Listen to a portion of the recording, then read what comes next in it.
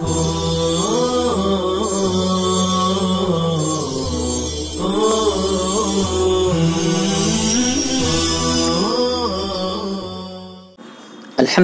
رب العالمین والصلاة والسلام علی سید الانبیاء والمرسلین سیدنا محمد وآلہ وصحبہ اجمعین.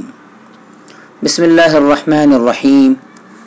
وعن ابن مسعود رضی اللہ تعالی عنہ ان رجلا اصاب من امرأة قبلة. حضرت ابن مسعود رضی اللہ تعالیٰ عنہ سے روایت ہے کہ ایک شخص نے ایک عورت کو بوسہ دے دیا. فأتى النبی صلی اللہ علیہ وسلم فأخبرہ. پھر وہ نبی صلی اللہ علیہ وسلم کی خدمت میں حاضر ہوا اور آپ صلی اللہ علیہ وسلم کو بتایا.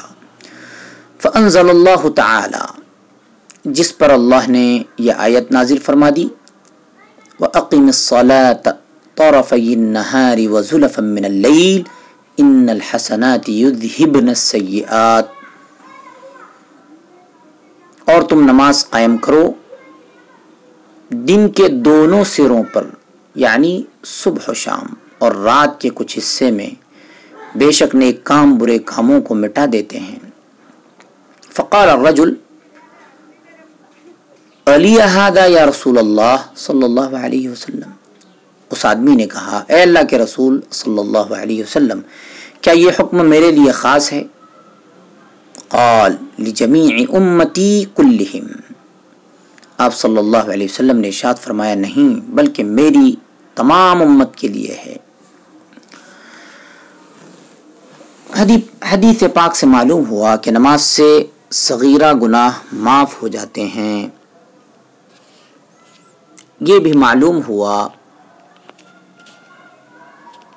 کہ آیات کے نزول کا سبب چاہے کوئی خاص واقعہ ہی ہو لیکن اس کا حکم عام ہوتا ہے. نیز یہ بھی معلوم ہوا کہ گناہگار کی پردہ پوشی ضروری ہے. یہ بھی معلوم ہوا کہ گناہگار کو مایوس کرنے کی بجائے کہ وہ مزید سرکشی پر اتر آئے، امید دلانی چاہیے کہ اللہ تعالیٰ نیک اعمال کے ذریعے سے اسے معاف کر دے گا، تاکہ اس میں نیکی کا جذبہ پیدا ہو اور وہ اپنے گناہ پر نادم ہو. وعن انس رضی اللہ تعالی عنہ قال، حضرت انس رضی اللہ تعالی عنہ سے روایت ہے، جاء رجل الی النبی صلی اللہ علیہ وسلم، کہ ایک آدمی نبی صلی اللہ علیہ وسلم کی خدمت میں حاضر ہوا. فقال، اور کہا، یا رسول اللہ، اے اللہ کے رسول صلی اللہ علیہ وسلم، اصبت حدا، مجھ سے ایسا جرم سرزد ہو گیا ہے، فاقمہ علی، جس پر میں سزا کا مستحق ہو گیا ہوں. اصبت حدا، مجھ سے ایسا جرم سرزد ہو گیا ہے جس پر میں سزا کا مستحق ہو گیا ہوں. فاقمہ علی، آپ وہ سزا مجھ پر نافذ فرمائیں. وحضرت الصلاۃ، اتنے میں نماز کا وقت ہو گیا. فصلی مع رسول اللہ صلی اللہ علیہ وسلم، اور اس نے رسول اللہ صلی اللہ علیہ وسلم کے ساتھ نماز پڑھی. فلما قضى الصلاۃ، جب وہ نماز سے فارغ ہو گیا، قال، تو اس نے پھر کہا، یا رسول اللہ انی اصبت حدا فاقم فی کتاب اللہ. اے اللہ کے رسول صلی اللہ علیہ وسلم، مجھ سے قابل سزا جرم کا ارتکاب ہو گیا ہے، آپ میرے بارے میں اللہ کی کتاب کا حکم نافذ فرمائیں. قال، آپ صلی اللہ علیہ وسلم نے فرمایا، هل حضرت معنا الصلاۃ، کیا تو نے ہمارے ساتھ نماز پڑھی ہے؟ قال نعم، اس نے کہا ہاں. قال قد غفر لک، آپ نے فرمایا صلی اللہ علیہ وسلم، تیرا گناہ معاف کر دیا گیا ہے.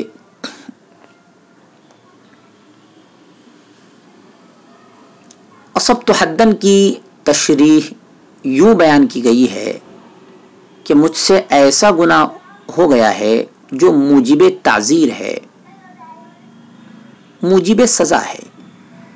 اس سے مراد حقیقی حد شرعی نہیں ہے، جیسے زنا اور شراب نوشی وغیرہ کی حد ہے، یہ مراد نہیں ہے، اس لیے کہ یہ حدیں نماز سے معاف نہیں ہوتی، نہ حاکم وقت ہی کو یہ اختیار ہے کہ وہ ان کا نفاذ ترک کر دے، چھوڑ دے۔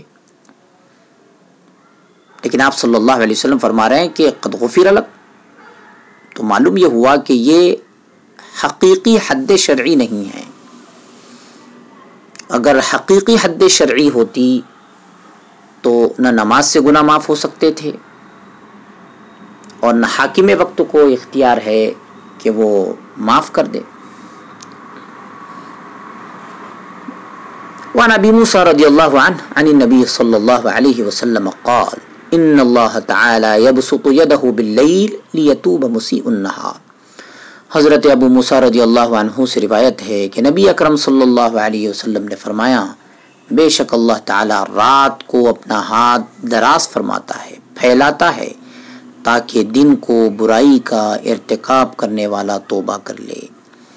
وَيَبْسُطُ يَدَهُ بِالنَّهَارِ لِيَتُوبَ مُسِيءُ اللَّيْلِ، اور دن کو اپنا ہاتھ دراز فرماتا ہے، پھیلاتا ہے، لِيَتُوبَ مُسِيءُ اللَّيْلِ، تاکہ رات کو برائی کا ارتکاب کرنے والا توبہ کر لے، حَتَّى تَطْلُعَ الشَّمْسُ مِن مَغْرِبِهَا، یہاں تک کہ سورج مغرب سے طلوع ہو۔ یہ حدیث پہلے بھی گزر چکی ہے۔ ہاتھ پھیلانا کنایا ہے قبول توبہ سے، جیسے کسی چیز کو لینا ہو تو ہاتھ پھیلائے جاتے ہیں اور نہ لینا ہو تو قبض کر لیے جاتے ہیں، یعنی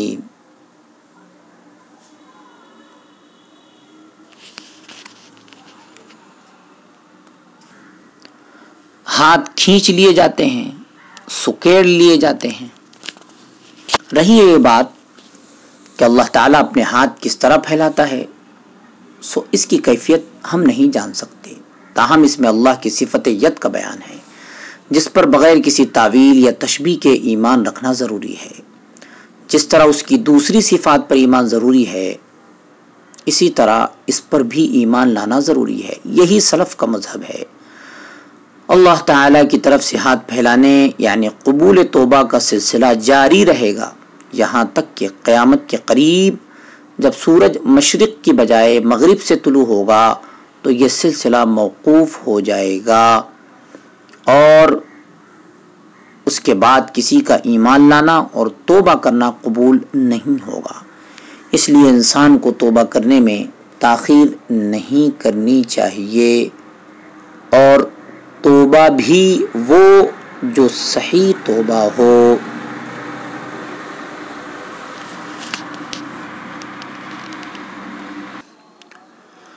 باب فضل الرجاء، اللہ سے اچھی امید رکھنے کی فضیلت۔ قال اللہ تعالی اخبارا عن العبد الصالح، اعوذ باللہ من الشیطان الرجیم، بسم اللہ الرحمن الرحیم، وَأُفَوِّضُ أَمْرِي إِلَى اللَّهِ إِنَّ اللَّهَ بَصِيرٌ بِالْعِبَادِ۔ اللہ تعالیٰ نے اپنے ایک نیک بندے کی بابت خبر دیتے ہوئے اس کا قول نقل فرمایا، میں اپنا معاملہ اللہ کے سپرد کرتا ہوں، یقیناً اللہ بندوں کو دیکھنے والا ہے۔ فَوَقَاهُ اللَّهُ سَيِّئَاتِ مَا مَكَرُوا، چنانچہ اللہ تعالیٰ نے اسے ان برائیوں سے بچا لیا جس کی تدبیریں اس کے مخالفین نے کی تھیں۔ فائدہ آیات، یہ نیک آدمی وہ ہے جسے قرآن کریم نے آل فرعون میں سے ایک مومن کہا ہے۔ وقال رجل مؤمن من آل فرعون، اس نے فرعونیوں کو حضرت موسیٰ علیہ السلام کے خلاف کسی قسم کی کارروائی سے اجتناب کرنے کا مشورہ دیا تھا۔ اس مشورے پر اسے اپنی جان کا بھی خطرہ لاحق تھا، اس لیے اس نے اپنی تقریر کے آخر میں یہ الفاظ کہے جس میں اس نے اپنے معاملے کو اللہ کے سپرد کر دینے کا اعلان کر کے اللہ سے اچھی امید وابستہ کی۔ چنانچہ اللہ نے بھی اس کی امید کے مطابق اس کی مدد فرمائی اور فرعونیوں کے قید و مکر سے اسے بچا لیا۔ وعن ابی ہریرہ رضی اللہ تعالی عنہ عن رسول اللہ صلی اللہ علیہ وسلم انہ قال، حضرت ابو ہریرہ رضی اللہ تعالی عنہ سے روایت ہے، رسول اللہ صلی اللہ علیہ وسلم نے فرمایا، قال اللہ عز وجل، اللہ عز وجل فرماتا ہے،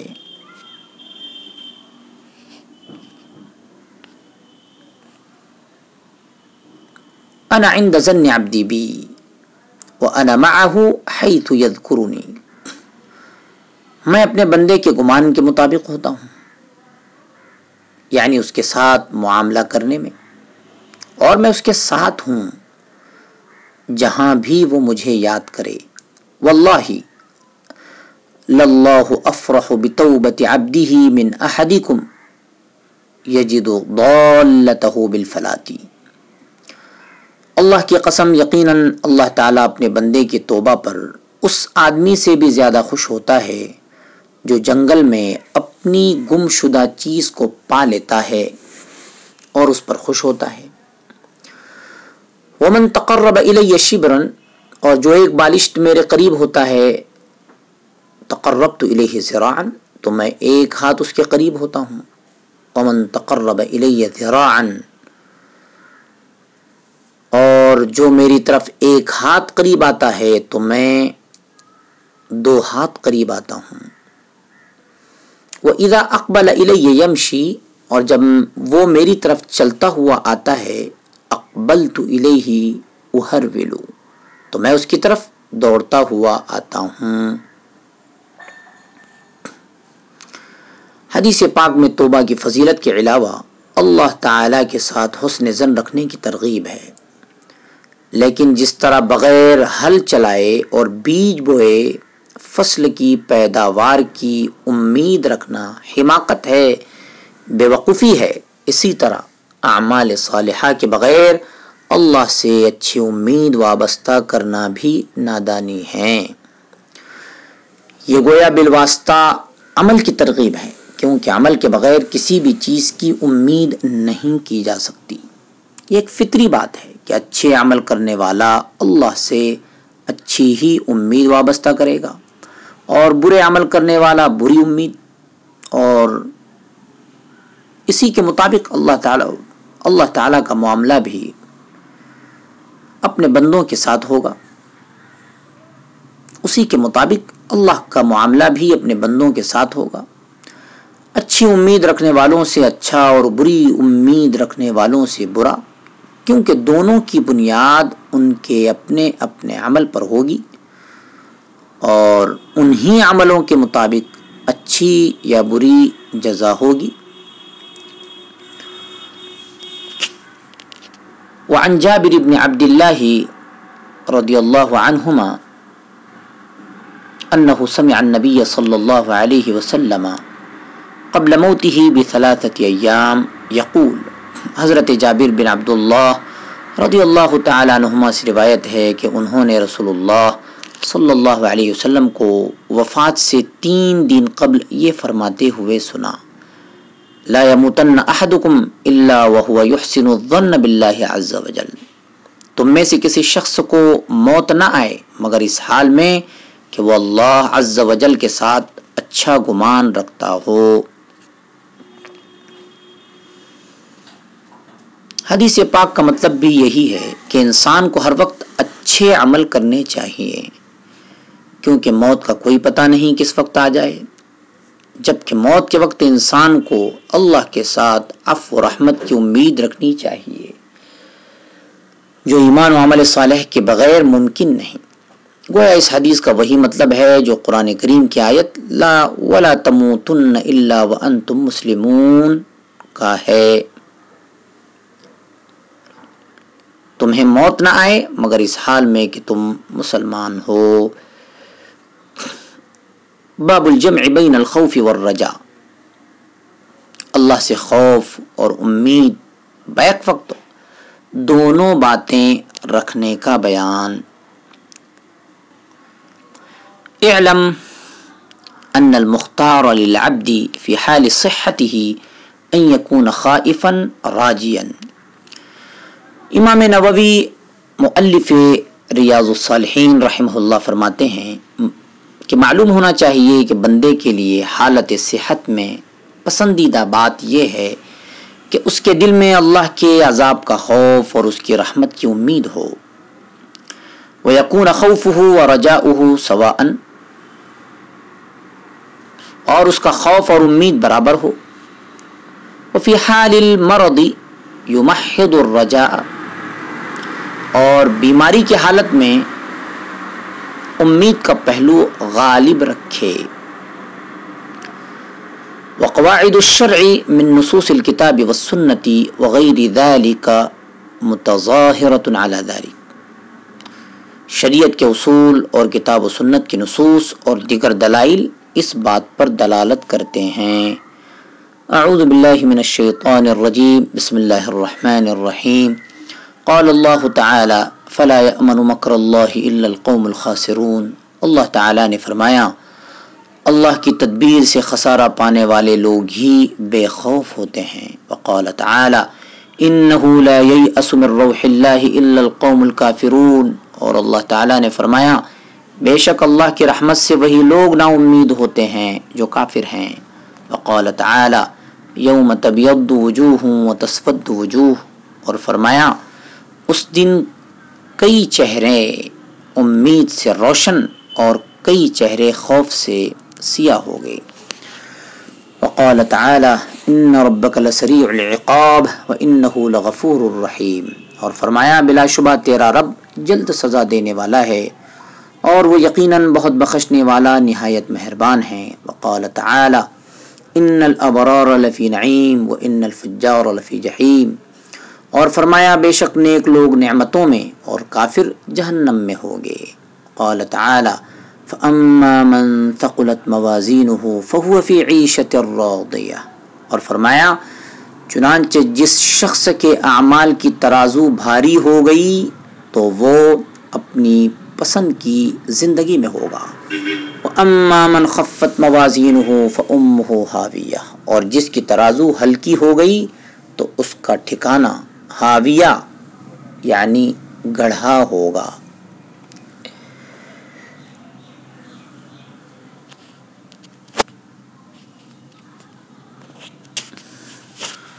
वल आयातु फ़ी हादल माना कसीरतुन, इस मफ़हूम की और भी बहुत सी आयात हैं।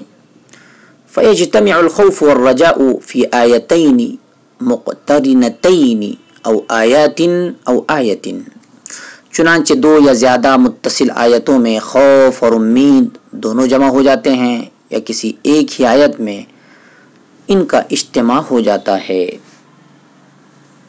यदऊन रब्बहुम खौफन व तमा,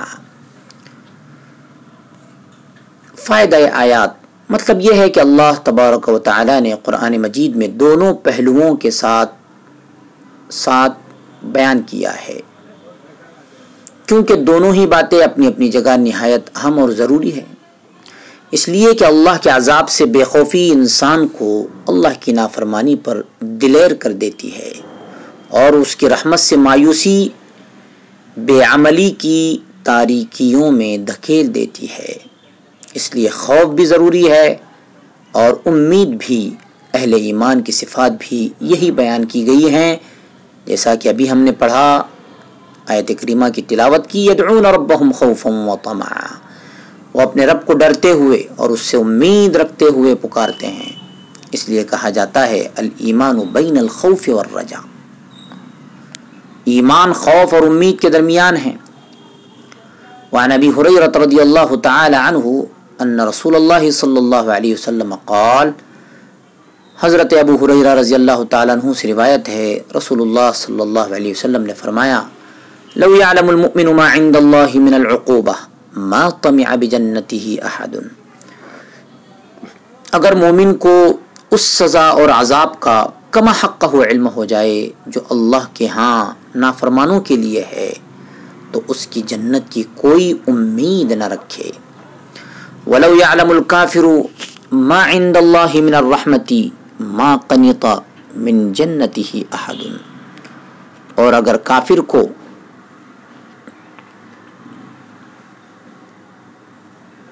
اللہ کی اس رحمت کا صحیح علم ہو جائے جو اللہ کے پاس ہے تو اس کی جنت سے کوئی نا امید نہ ہو۔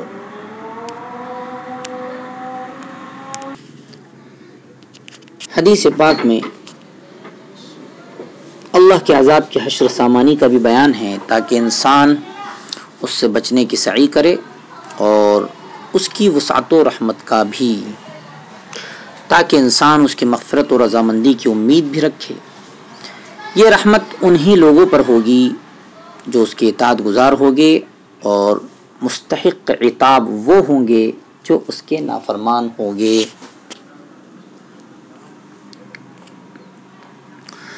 وعن ابن مسعود رضی اللہ تعالی عنہ قال قال رسول اللہ صلی اللہ علیہ وسلم الجنة اقرب الى احدكم من شراك نعله والنار مثل ذلك والنار مثل ذلك۔ والنار مثل نہیں پڑھیں گے آپ، مثل ذلك پڑھیں گے۔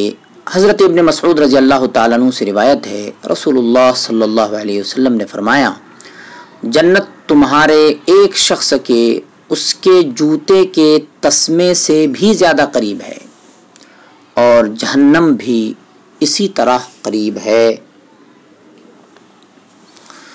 مطلب یہ ہے کہ نیکی کا راستہ اپنانے والے کے لیے جنت قریب اور اس کا حصول سہل ہے، اور اسی طرح جو بدی کا راستہ اختیار کرے گا اس کے لیے جہنم قریب ہے۔ اس میں نیکی کی ترغیب یعنی شوق دلایا گیا ہے، اور بدی سے ترہیب یعنی ڈرایا گیا ہے۔ باب فضل البکاء من خشیت اللہ تعالی و شوقا الیہ، اللہ تعالیٰ کے خوف اور اس کی ملاقات کے شوق میں رونے کی فضیلت۔ اعوذ باللہ من الشیطان الرجیم، بسم اللہ الرحمن الرحیم۔ قال اللہ تعالی وَيَخِرُّونَ لِلْأَذْقَانِ يَبْكُونَ وَيَزِيدُهُمْ خُشُوعًا، اللہ تعالیٰ نے فرمایا اور وہ روتے ہوئے ٹھوڑیوں کے بل گر پڑتے ہیں، اور یہ قرآن انہیں خشوع میں اور بڑھا دیتا ہے۔ وقال تعالی افمن هذا الحديث تعجبون وتضحكون ولا تبكون، اور اللہ تعالیٰ نے فرمایا کیا تم اس قرآن سے تعجب کرتے ہو اور ہنستے ہو، روتے نہیں۔ فائدہ آیات، ان میں اہل ایمان کے رونے کا اور کافروں کا اس کے برعکس ہنسنے کا ذکر ہے، جس سے معلوم ہوا کہ اہل ایمان کا وصف اللہ کے خوف اور اس کے شوق اور اس کے یعنی اللہ تعالیٰ کی ملاقات کے شوق میں رونا ہے، اس کے شوق ملاقات میں رونا ہے، یعنی اللہ تعالیٰ کی ملاقات کے شوق میں رونا ہے۔ اور کافر اس وصف سے محروم ہوتے ہیں، بلکہ وہ قرآن سن کر ہنستے اور استہزاء کرتے ہیں۔ وعن ابن مسعود رضی اللہ تعالی عنہ قال قال لی النبی صلی اللہ علیہ وسلم اقرأ علی القرآن، حضرت ابن مسعود رضی اللہ تعالیٰ عنہ سے روایت ہے کہ مجھے رسول اللہ صلی اللہ علیہ وسلم نے فرمایا مجھے قرآن پڑھ کر سناؤ۔ قلت یا رسول اللہ، میں نے کہا اللہ کے رسول صلی اللہ علیہ وسلم اقرأ علی وعلیک انزل، کیا میں آپ کو قرآن پڑھ کر سناؤں جبکہ قرآن آپ پر اترا ہے؟ قال، آپ صلی اللہ علیہ وسلم نے فرمایا انی احب ان اسمعہ من غیری، میں اپنے علاوہ دوسرے سے سننا پسند کرتا ہوں۔ فقرأت علیہ سورۃ النساء،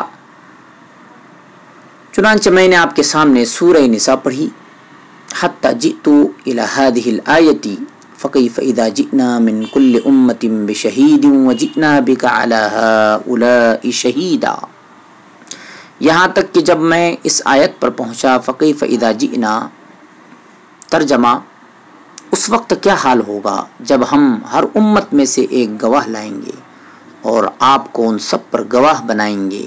قال، تو آپ صلی اللہ علیہ وسلم نے فرمایا حسبک الآن، بس اب کافی ہے۔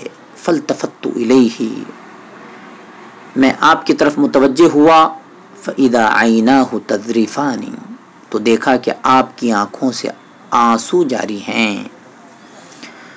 حدیث پاک میں دوسروں سے قرآن کریم سننے کا استحباب معلوم ہو رہا ہے تاکہ انسان قرآن کریم میں مزید غور و فکر کر سکے۔